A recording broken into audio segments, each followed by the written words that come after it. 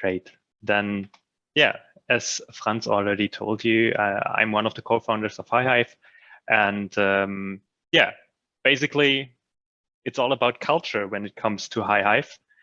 You can see that we built a platform with virtual meeting rooms. But first, I would go through a really easy question for our audience. Who's only here for listening while doing other stuff and who's actively participating? I would just ask you to click on the raise hand button. In case you're actively listening, everybody else can just do nothing. And we just take a look about how many people are really there. Okay, more than expected. Wow. Okay, I think that's a good quota.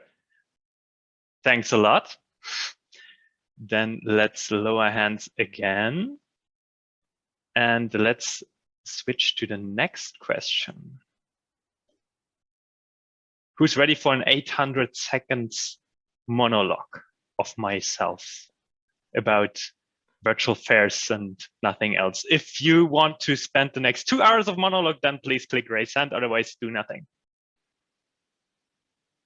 Okay, so there are 4 people ready for 2 hours of monologue. Okay, thanks a lot, guys. I think that is also more than expected.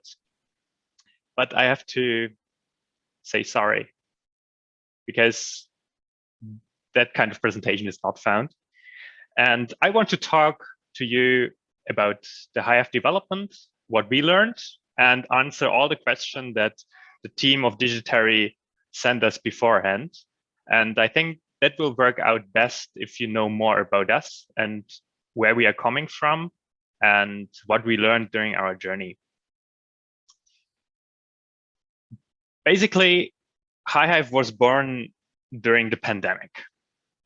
The interesting part was we have been born in 2021. So already 1 year of pandemic passed.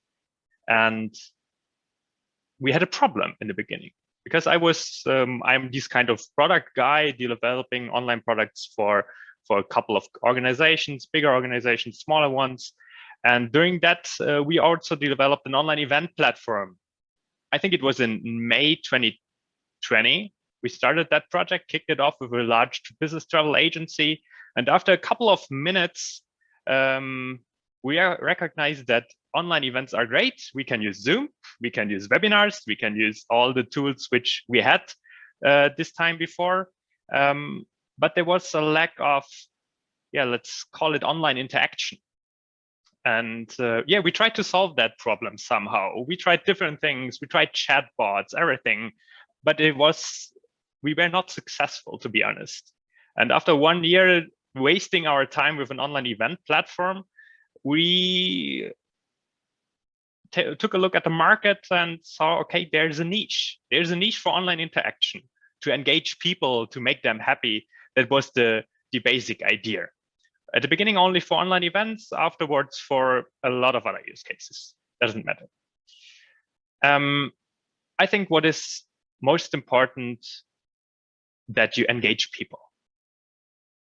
I think the start that we had, having 30 minutes of monologue, is the best example of how not to engage people.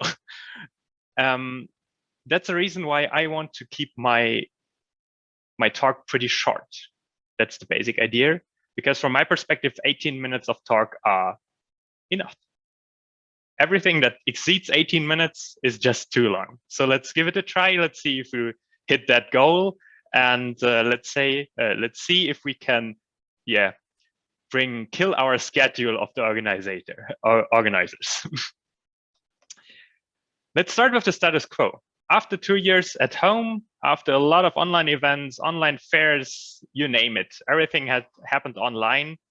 I think there are 3 lessons that we learned. People don't want to go back to the office. Especially 87% would quit their jobs if they would be forced to go back to the office. That's a lot. That's much more than I expected. But somehow people say, there's a war for talent outside. and you as a company has to deliver. And I think that's something that also is quite important for virtual fairs. The second thing is online meetings still have technical and social challenges. It's like now, I'm talking, a lot of people are listening. Is that interactive? Not really. Is it hard to keep your attention? Of course, because there are a lot of emails popping up. My phone is constantly ringing. Everything is distracting me. In the office, it's a little bit different, or in the physical environment, it's a little bit different, because if I take my phone and I'm in a conversation with you, then I feel uncomfortable because you see that I took my phone. But online, it's a little bit easier for me to just listen and do nothing. And the third one is, we call that water cooler chats. It's about creativity and social interaction. So these kind of ad hoc talks, like on a fair. On a fair, it was pretty easy. You take a cup of coffee. Where's my coffee? I don't know. Okay, maybe it's gone. But I take a cup of coffee and I meet someone else. I talk to him, and it's super easy to engage with people. In an online fair, it's a little bit different. You will see that on HyHyve later. You have to be more open to talk to people, but it more or less goes the same way. And with that, with these 3 points in mind, I would switch over to the questions to answer them as best as I can. And the first one was, how do you prepare for an online company fair? And I was thinking about this question and the next, I think, 7 or 8 at total. And to be honest, I had no real clue what to tell you. Because from my perspective, every event is special. And if not every event is special, then it's hard to engage people. Because people are bored super easily. That's the reason why they join TikToks for how many seconds? 30? Join 30-second TikToks. And it's quite hard to take their full engagement or full mind in that 30 seconds. So how to do it in 6 hours? It's a challenge. And from my perspective, I came to the conclusion that there are 3 points which we have to take care of. One thing is entertainment, the other is engagement, and the third one is all about emotions. We call them the 3 E's of online events, fairs, and also virtual offices. And it's super easy. Because if you miss to entertain people, they get bored. But in the video, or you can say, hey, yeah, we also go to the cinema. We don't need engagement. Maybe emotions are in the cinema, but engagement is usually not there. And that's right. You don't need any of these ingredients for a successful company fair. But from our perspective, it becomes best if you have these 3 and the fourth one, sorry. Entertaining is pretty hard, because how to entertain you now? It's a webinar. It's a one or few to many situation. It's hard to get you into the conversation. And I think there's a super easy way to do it. Be creative. Don't do the same things as all the others are doing. It's the same story as being an entrepreneur. You go to an event, you go to a business, you go to, let's say, any situation besides, or in a situation, if it's privately, it's a company situation, it doesn't matter. You always try to disrupt things. You try to break it. You try to do it somehow different than all the others. And from my perspective, that's a good way, because it entertains people. And the second one is engagement. If you try to sell them your story and you're open and honest, most of the time it works best. And we will talk later about how to engage people in a company fair situation. But from our perspective, just find a way. If it's reactions, that's okay. You could also do Slidos. We talked about mirrors. I just want to create something special. But to be honest, I said, okay, I don't want to scramble the whole company fair event. So I want to stick to the agenda more or less. But we will see later how engagement comes into play. If, for example, you're on HyHyve, you can embed other stuff and you can keep people in the event and keep them actively. It can also be games, also gamification, mirror boards, whatever you call it. And the third one is emotion. From my perspective, emotion is pretty hard because emotions, there are positive emotions and let's call it negative ones. Most of the time, it's easier to create negative emotions than positive ones. And negative emotions most of the time work better than positive ones because it spreads more easily. It's like with news. All the bad news are spread pretty easily around the world. Positive news, they don't, because the people think about more about negative things. So try to find a way to make them happy. From our perspective, there are many ways.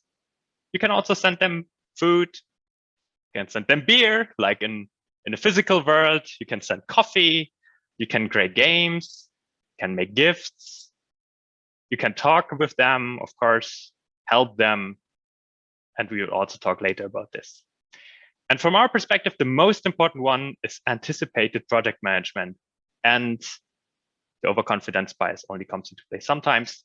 But the project management, from our perspective, is the most important part for an online company fair or an online event at all, or leading a company at all.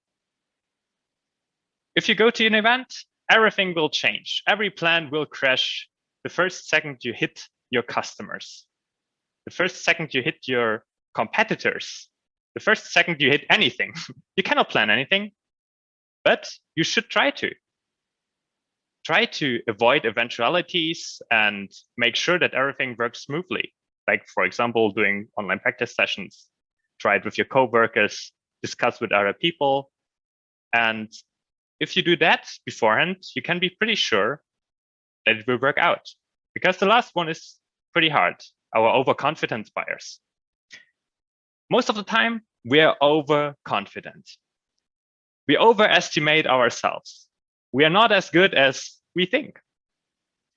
And that is something pretty dangerous. Because if you don't prepare yourself and you go to an online event, people will ask you stuff that you never thought about. People will embarrass you. And that publicly is not something that you really want. So keep that in mind. Let's go to the next one. Are there parallels to the physical format, or are there essential aspects that must be considered?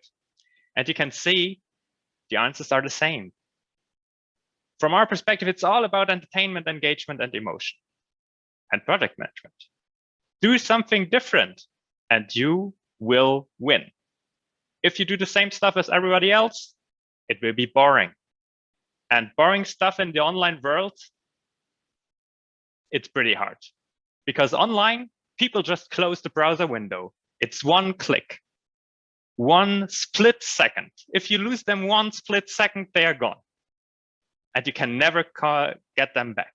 In a physical world, you can run behind them. You can offer them something. But in a virtual world or online world, it's a little bit different.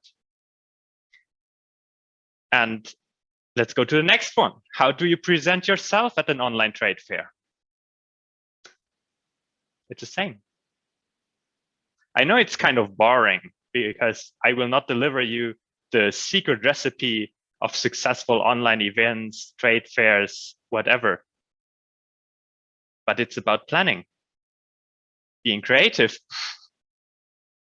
And of course, sometimes you should be honest, like I do. I prepared the presentation yesterday and finished it tomorrow morning. I sent it to the design team. They said, yes, it's okay. But I was thinking about the last days of how to present it best to you. And from my perspective, it was no better way there to present it to you. Let's go to the next one. What should you look out for when talking to trade fair visitors at the stand? I know I'm boring, but it's not. If someone approaches you, be entertaining. Engage them proactively and create emotions. We struggled a lot with that situation at the beginning of our company because it doesn't apply only to trade fairs or online virtual fairs. It also applies to sales events. Basically, a virtual fair is just a sales event. And we are a super young company and nobody of us is experienced in sales. So how to sell a product? It's difficult. But we learned one thing. Just talk like you usually do. And we will also learn something else in the talk later. Don't create measures which mislead your employees. So how does it look like? For example, if you meet someone and you directly know that he will not be your customer. If you create a misleading goal, your sales team or your team at the fair will gather his contact details, put it into CRM, push him into a sales funnel, whatever, spam with emails. And they will say in the end, hey, we gathered or captured 250 leads. But 249 of these leads are just bullshit. And that's something that we also had to learn. Don't try to sell something and you will sell.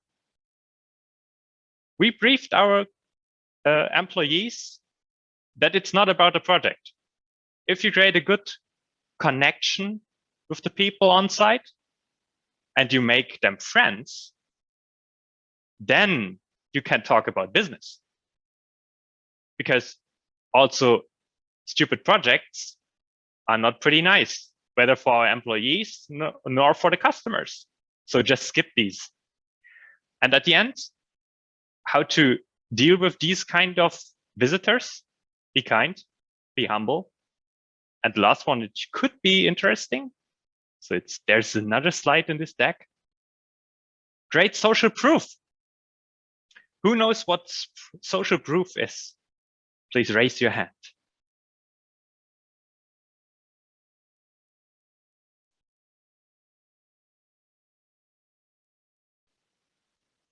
Okay, then let's quickly describe it.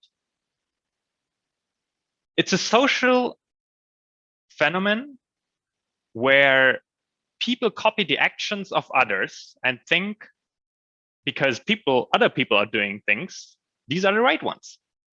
So if there's no one at your stand or your booth, then people think it's not interesting.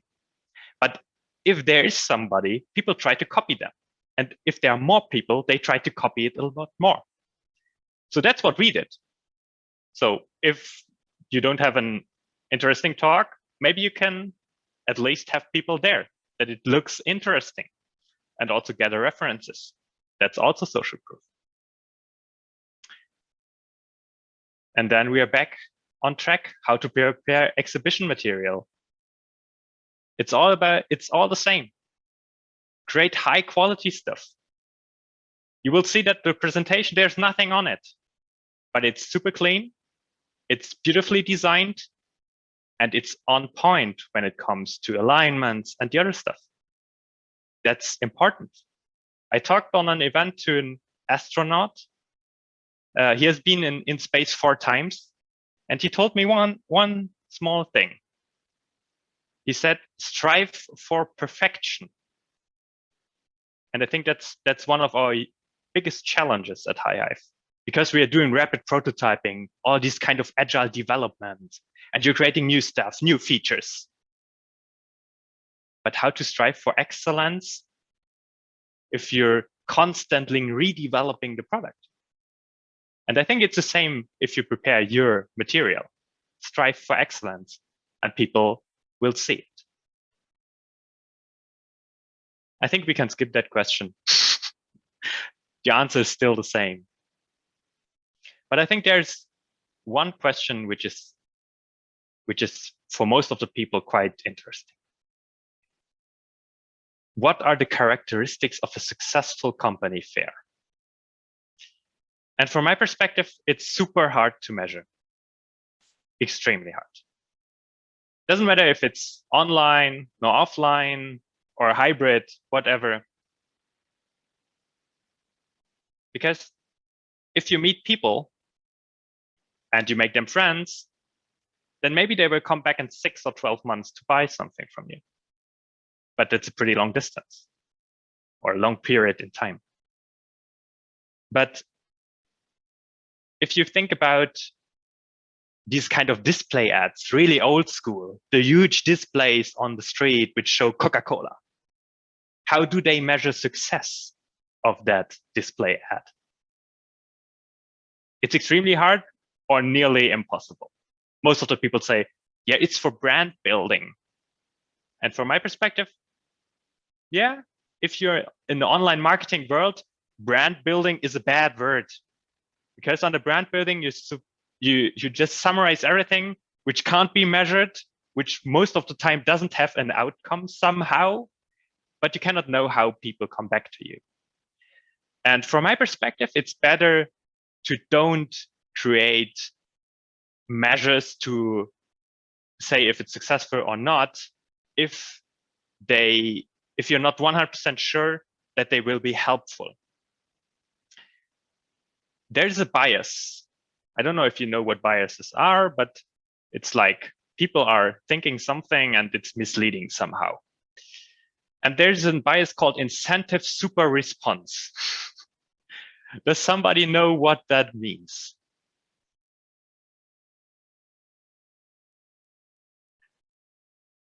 Okay, that's pretty low rate of response. It's quite easy. In China, they tried to control a rat infestation. And they passed a law. They said for every rat that you hand over to the authorities, you receive a reward. So what happened? People began to breed rats because it was easier to breed them than to catch them. And that is exactly what incentive super response bias means. So you create a measure, you create an incentive system, but it doesn't match intent with reward. So people are doing something, what was good from their perspective, they get money if they breed rats, but the authority wanted to just reduce number of rats. In the end, there were more rats than before. And if you do that on an online event, it's exactly the same. If you say, we want to capture leads, it's the same. People will just capture leads. If you say talk longer to them, they will just exceed meeting duration. There are a lot of measures which are misleading. So if you create something, be careful, because never ask a barber if you need a haircut. Same thing. And now, I think we are over.